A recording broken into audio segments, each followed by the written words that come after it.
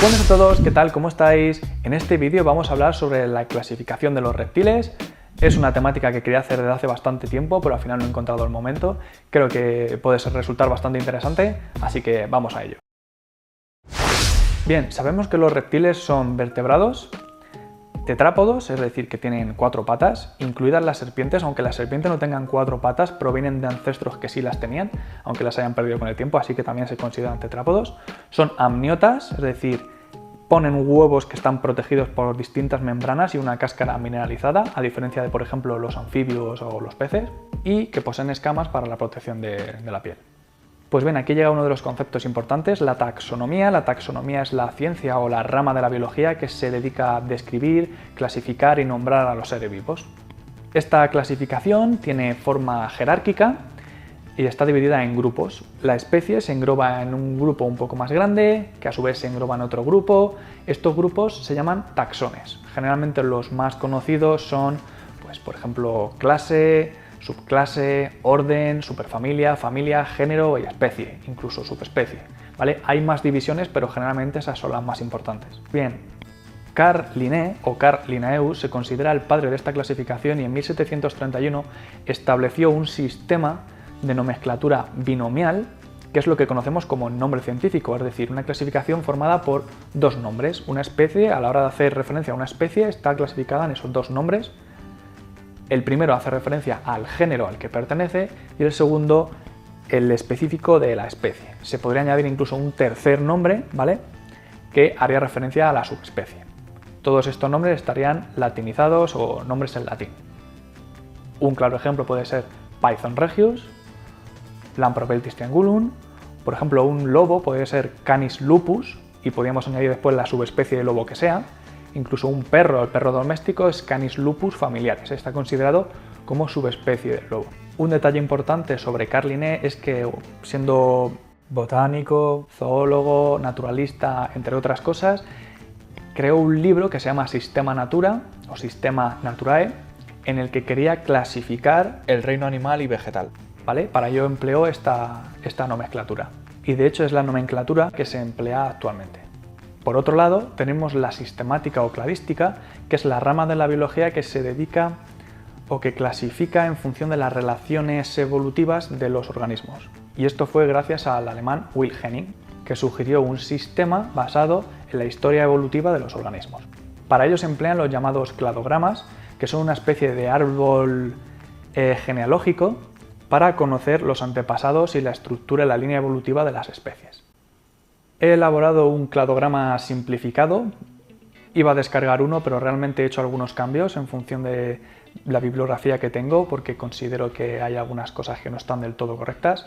También es un tema un tanto controvertido y además la taxonomía está en constante cambio, pero este es el cladograma que he realizado para que veáis un poco cómo estarían clasificados los reptiles, o mejor dicho, los saurópsidos. Ahora veremos por qué se les llama saurópsidos y no reptiles como tal. Como podéis comprobar, la primera división se hace en anápsidos y diápsidos. Los anápsidos simplemente son aquellos reptiles que no tienen fenestra o aberturas en el cráneo, y los diápsidos los que tienen dos aberturas en el cráneo. Como veis, las tortugas realmente no tienen fenestras en el cráneo, pero las he colocado en los diápsidos. Y eso ha sido porque, bueno, en función de un estudio que os pondré ahora, han determinado que los ancestros de las tortugas parecen ser que eran diápsidos, por lo tanto deberían de estar en este lado del cladograma y no en anápsidos. En cualquier caso, hay mucha controversia con este tema y lo vais a encontrar de las dos maneras. Lo vais a encontrar en un lado y en otro.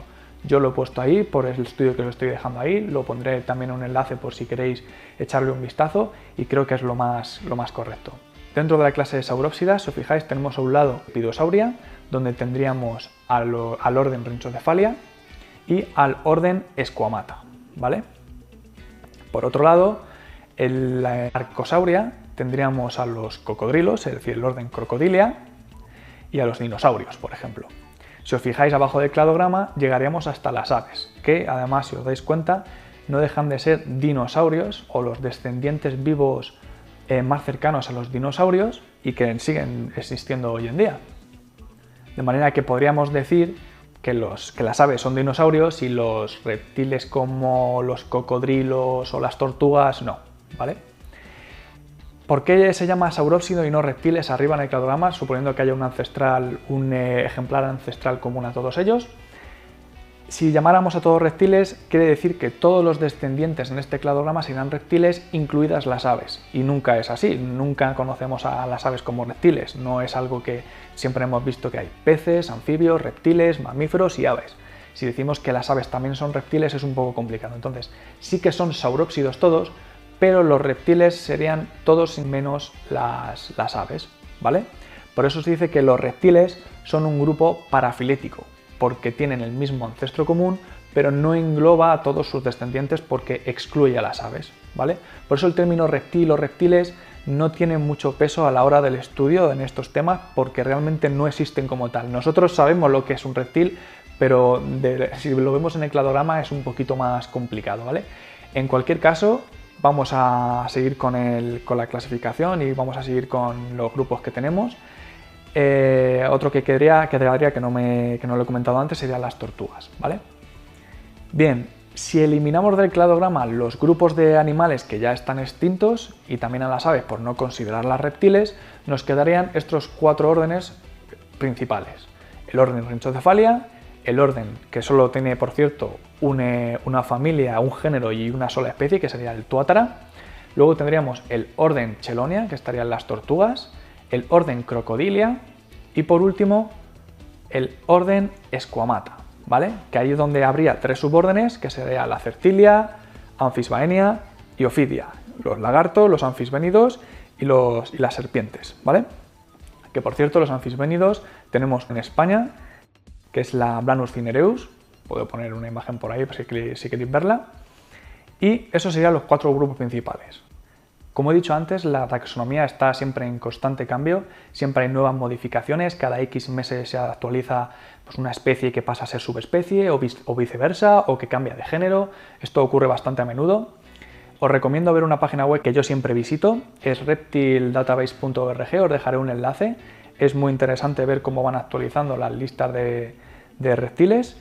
Y por último, simplemente deciros que dentro de los órdenes que hemos visto, dentro del orden Rhinchocephalia ya veis que hay una familia y una sola especie.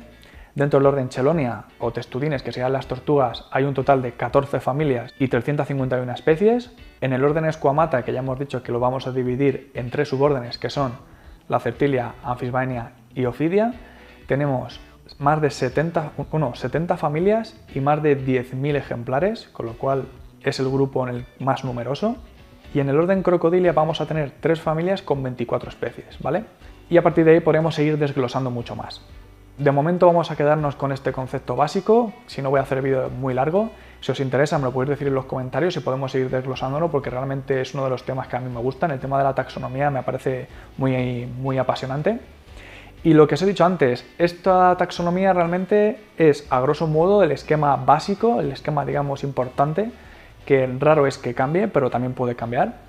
Y en los taxones más bajos, como en géneros o especies, sí que se producen más cambios. No hay más que, por ejemplo, cuando hicimos el vídeo de la culebra de escalera, yo hablaba de ella como la Rhinechis scalaris porque siempre la he conocido así, y resulta que al final, editando el vídeo, me di cuenta que había cambiado hace poquito al género Zamenis scalaris, o algo tan sencillo como el sapo común. Antes era Bufo bufo, ahora es Bufo spinosus, y en fin. Como digo, la taxonomía cambia de forma constante y si en los taxones más bajos va a estar cambiando. Pero bueno, estos grupos sí que son más sólidos, es un esquema muy básico en cuanto a la taxonomía y espero que os guste tanto como a mí. De momento nada más, espero que os haya gustado el vídeo, que os haya servido y nos vemos en próximos vídeos. ¡Hasta luego!